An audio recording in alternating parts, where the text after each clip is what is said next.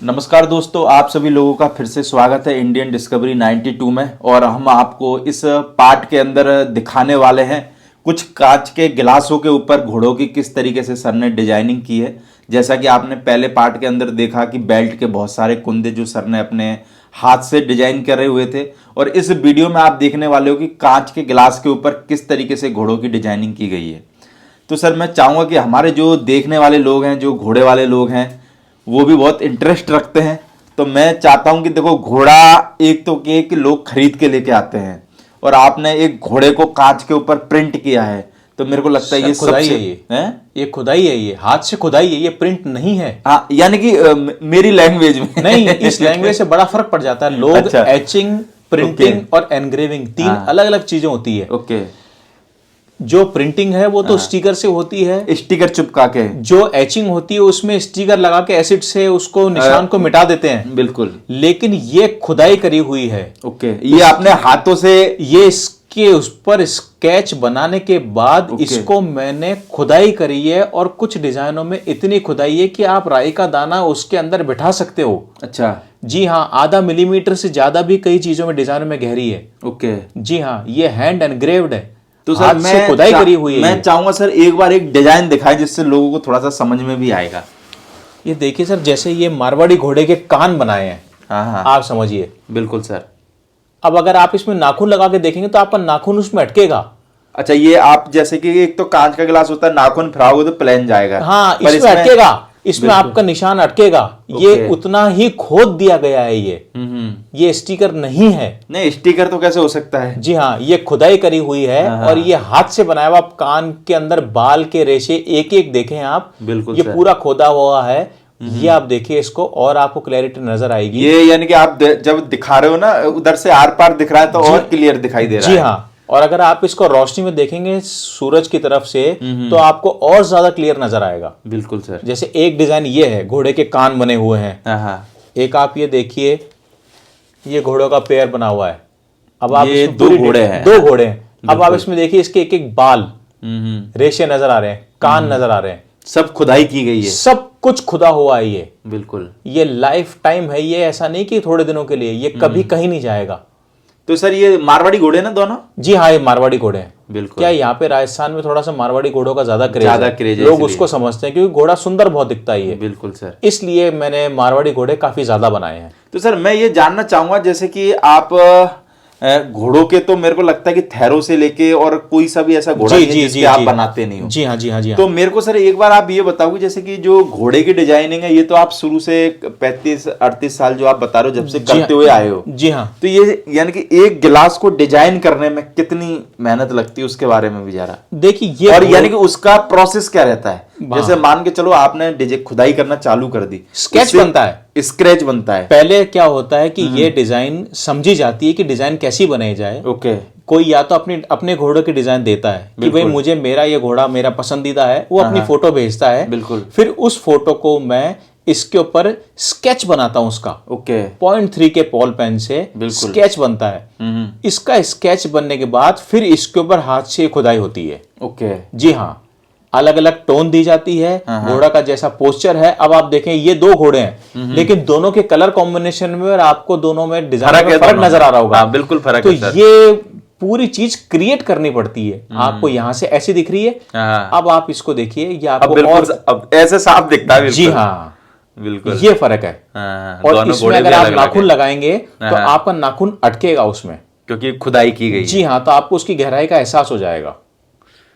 तो सर मैं एक चीज और जानना चाहूंगा, जैसे कि जो ये कांच के गिलास आप यूज करते हो, जी हाँ, इंडियन है या बाहर के है? सर इंडियन में ग्लास क्वालिटी के नहीं बनते। ओके। ये जो ग्लासेस मैं यूज करता हूँ वो या तो Pasabahce Turkey, Luigi Bormioli Italy, chef and sommelier France, okay, Schott Zwiesel Germany, Czechoslovakia, Bohemia, ये मैं वर्ल्ड के टॉप ब्रांड जो है वो काम में लेता हूँ। क्योंकि जो कुछ ग्लास ऐसे होते हैं जो टाइटेनियम कोटेड होते हैं, जैसे वाइन ग्लासेस हैं, वो बहुत पतले होते हैं, तो उनके ऊपर एक टाइटेनियम की कोटिंग होती है जिससे ग्लास की हार्डनेस और उसकी शाइनिंग परमानेंट रहती है। ओके। तो वो पतला होता है, लेकिन टाइटेनियम की कोटिंग करने के बाद उसकी ताकत बढ़ जाती है। बिल्कुल। मैं वो उस लेवल के ग्लासेस काम में लेता हूँ। तो सर जैसे जो अभी आप गिलास, अभी जैसे हम पीछे कैमरे के पीछे जैसे बात कर रहे थे, जैसे आप इटली के भी गिलास मंगवाते हो, जी जी। तो जैसे आपके खुदाई के हिसाब से कौन सा गिलास सेट बैठता है, उस देश से वो गिलास मंगाते हो क्या? नहीं, क्या होता है ग्लास में, ये होता है कि विस्की का ग्लास, वाइन का ग्लास और बियर का मग, तीनों की अपनी अपनी एक कैटेगरी बनी हुई है। ओके। आपको विस्की पीनी है तो विस्की के लिए ओल्ड फैशन करके एक ग्लास होता है जिसका पैंदा चौड़ा, ओके। ग्लास की हाइट स्टैंडर्ड, जो ऐसे पकड़ में आ जाए। ओके। वाइन के ग्लास में कि आपको व्हाइट वाइन पीनी है, रेड वाइन पीनी है, स्पार्कल पीनी है, उसके लिए अलग अलग है। ओके। ग्लास का जो गोलाई है वो अलग होती है, ग्लास की हाइट अलग होती है, स्टैम्प जो पकड़ने की होती है वो अलग होती है। बिल्कुल। ग्लासों में बहुत तरह की कैटेगरी होती है। ओके। आपको कौन सी शराब पीनी है या पीने वाले को क्या पीना है, उस पर डिपेंड करता है ग्लास कौन सी होगी। ओके।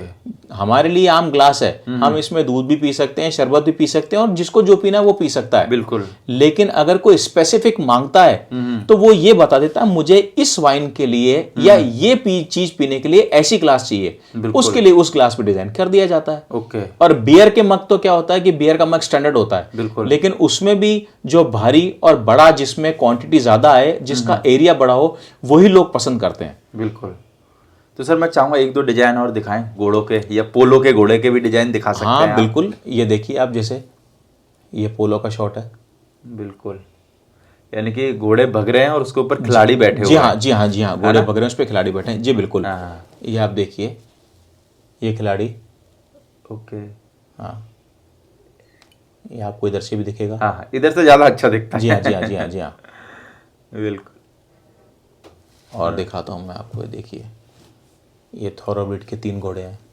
थेरोबीट के है ना? हाँ, ये तीनों घोड़े अलग अलग हैं ना? तीनों घोड़े अलग मेरे अलग। को लगता है पहला वाला तो बच्चा है सर वो छोटा। क्या है कि हाँ वो छोटा है। हाँ, जी हाँ हाँ, जी हाँ जी हाँ जी हाँ। एक बार सर गिलास को उल्टा करके देखा ना? ये देखिए, हाँ ऐसे। ओके।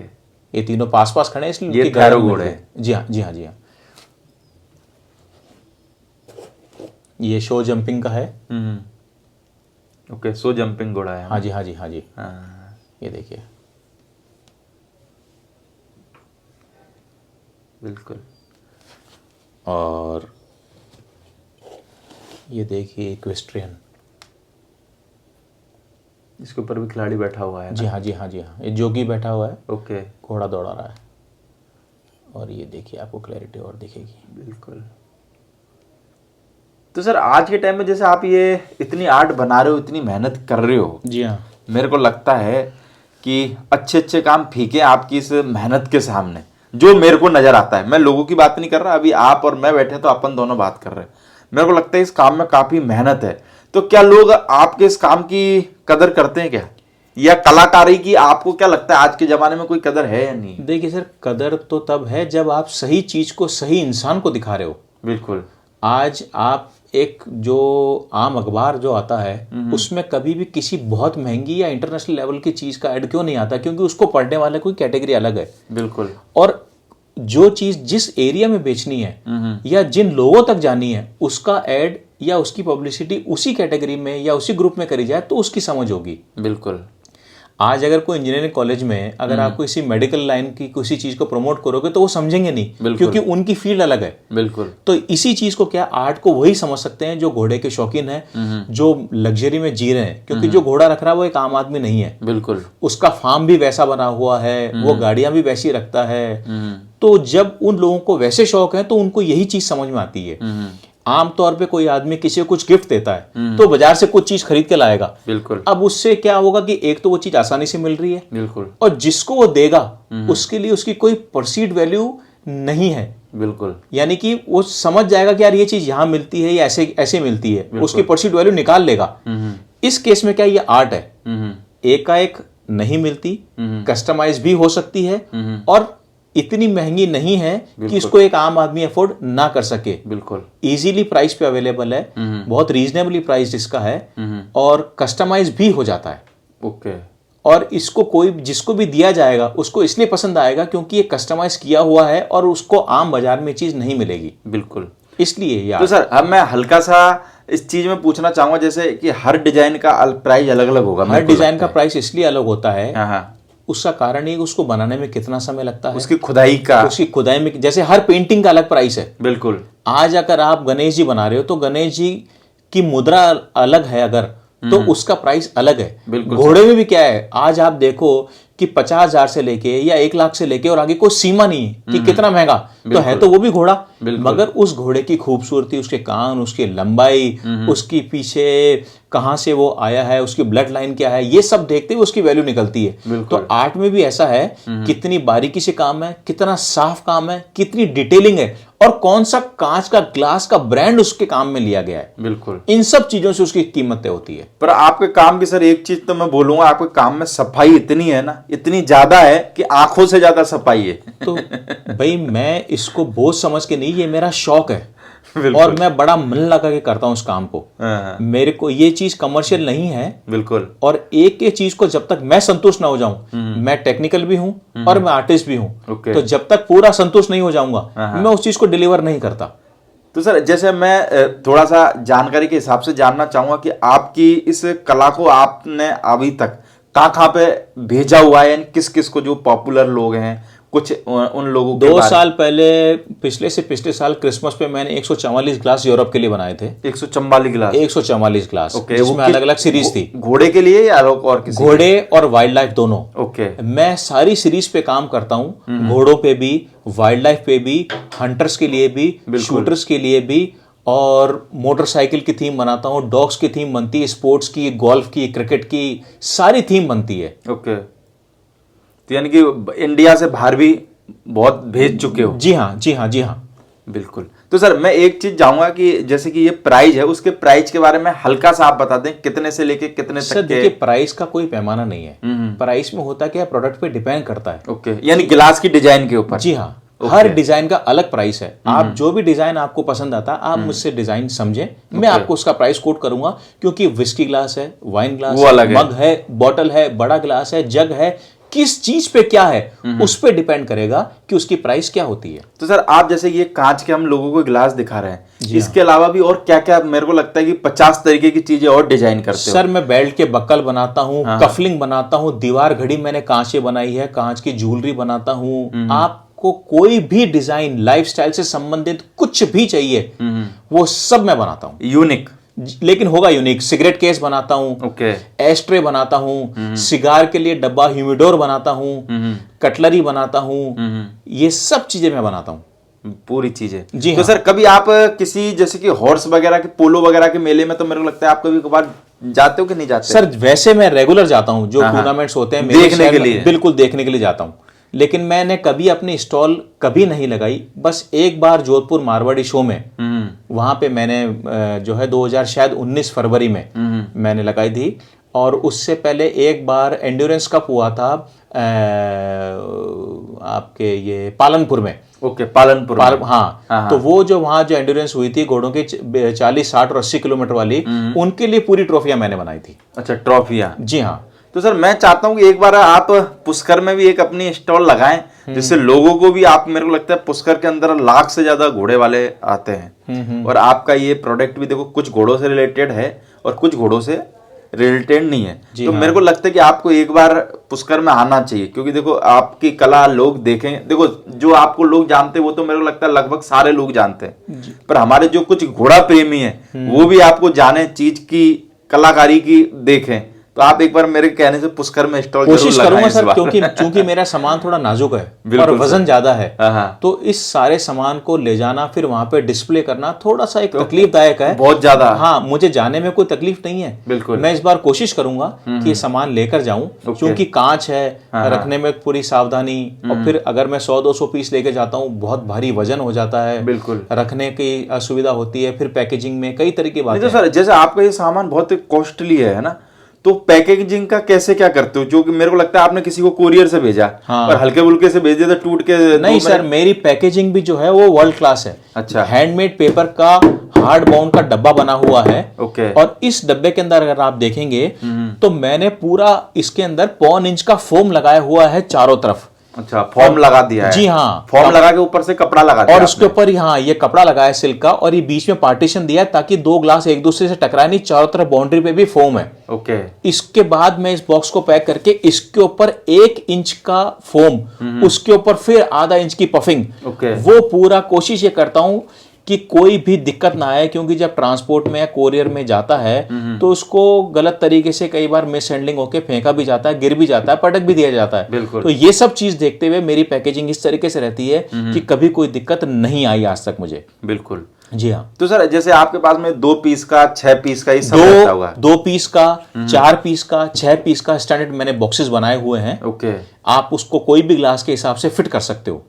तो सर जैसे कोई बंदा लेने वाला है, वो कितनी क्वांटिटी से कितनी क्वांटिटी तक आप देते हो उसको, यानी कि 1 2 कितनी से चालू? सर मेरे यहाँ पे क्वांटिटी का कोई इशू नहीं है। ओके। अगर कोई लेने आता है हाँ। और 1 पीस भी लेता है, मुझे कोई दिक्कत नहीं है। ओके। लेकिन चूंकि मैं जब भेजता हूँ किसी को, तो मैं मिनिमम 2 इसलिए भेजता हूँ ताकि कोरियर और पैकेजिंग में जो एक्स्ट्रा कॉस्ट आती है उसमें दिक्कत ना आए। ओके। 1 पीस का बॉक्स बहुत बड़ा बनेगा, उसमें कोरियर और पैकेजिंग की कॉस्ट बहुत ज्यादा आएगी, तो इसलिए मिनिमम 2 पीस का मैं ऑर्डर लेता हूं अगर कोरियर करना है। वरना आप यहाँ के पसंद करके लेके जाएं तो आप 1 लेके जाएं, या जितना आप ज्यादा लेके जा सकते हैं, या आपकी इच्छा आप ले जा सकते हैं। यानी आपसे अगर कोई फोन से कांटेक्ट करता है तो आप जो डिजाइन हम अभी लोगों को दिखा रहे हैं, ये सारे डिजाइनों में से कोई भी डिजाइन है उसको पसंद आता है तो वो देख के और हैंड टू हैंड खुद साथ लेके जा सकता है। हाँ, लेके जा सकता है, कोई दिक्कत नहीं है। बिल्कुल सर। जी हाँ, कोई दिक्कत नहीं है। बाकी सर बहुत अच्छा लगा आपसे मेरे को मिलके, पर मेरे को लगता है कि आपके इस काम में जितनी मेहनत है, मेरे को लगता है बहुत मेहनत है। सर मेहनत तो है, लेकिन देखिए मेहनत तो तब पर है। ये ऐसा है कि आपका ये चीज मेरे को लगता है कोई कॉपी भी नहीं कर सकता, कॉपी करने की सोचेगा भी ना तो मेरे को लगता है गलती। मेरे से बड़े बड़े एक से बढ़कर एक कलाकार और आर्टिस्ट हैं। बात ये है कि मन लगा के और मन से कौन काम करता है। हाँ। मैं कोई बहुत बड़ा कलाकार नहीं हूँ, बिल्कुल। लेकिन ठीक है, मेरे को इसमें शौक है और मैं मन से करता हूँ, इसलिए शायद चीज अच्छी बन के आती है। बिल्कुल, क्योंकि जो फिनिशिंग और जो सफाई वगैरह है ना, क्योंकि देखो कोई भी प्रोडक्ट हो, कोई भी कलाकारी हो, या कोई भी कलाकार मूर्ति बनाता है, उसमें सबसे मेन डिपेंड करता है कि भाई फिनिशिंग और सफाई कितनी है। जी हाँ। तो वो चीज जो लोग देख भी रहे हैं तो वो खुद ही समझ सकते हैं कि कितनी फिनिशिंग और सफाई है। ये बोल सकते हैं कि आपकी 38 साल की मेहनत है। जी हाँ साहब, अब कितने घंटे क्या चीज को समझने में मैंने लगाए, ये सिर्फ मैं ही समझ सकता हूँ। बिल्कुल, वो लोगों को डिफाइन करना बहुत मुश्किल है। जी और हाँ। कर भी नहीं सकते आप चाहोगी तो। सर 35 साल एक इतना बड़ा समय होता है, बिल्कुल। तो उसमें फर्क पड़ता है। और चूंकि मैं टेक्निकल हूँ, हाँ। तो कैसा हाथ कहाँ चलना चाहिए, क्या शेप होना चाहिए, ये समझने में थोड़ा सा मेरे को सुविधा रहती है। बिल्कुल, ये है सर। तो सर जैसे हमारे घोड़े वाले लोग भी अगर वो कोई डिजाइन जैसे अपने घोड़े के हिसाब से कई लोग अपनी फोटो देते हैं मुझे। अच्छा। कई लोग अपनी फोटो भेजते हैं कि मेरे इस घोड़े की फोटो आप बना सकते हैं क्या, तो वो आप अपनी फोटो भेजें मुझे और मैं वैसा आपको बना दूंगा। यानी कि खुद की, जैसे मान के चलो मैं चाहता हूँ मेरी फोटो ग्लास के ऊपर प्रिंट हो जाए। हाँ। तो वो हो जाएगी। जी हाँ, है ना, हाथ से खोदा गया है, प्रिंटिंग नहीं है। बिल्कुल sir. Okay, thank you sir. बाकी मैं जो भी दोस्त लोग हैं उनको बता देता हूँ, सर का नंबर टाइटल के अंदर रहेगा, तो जिसको भी कोई भी चीज़ के लिए कांटेक्ट करना है तो आप सर से कांटेक्ट कर सकते हैं। जी, thank you sir. Thank you.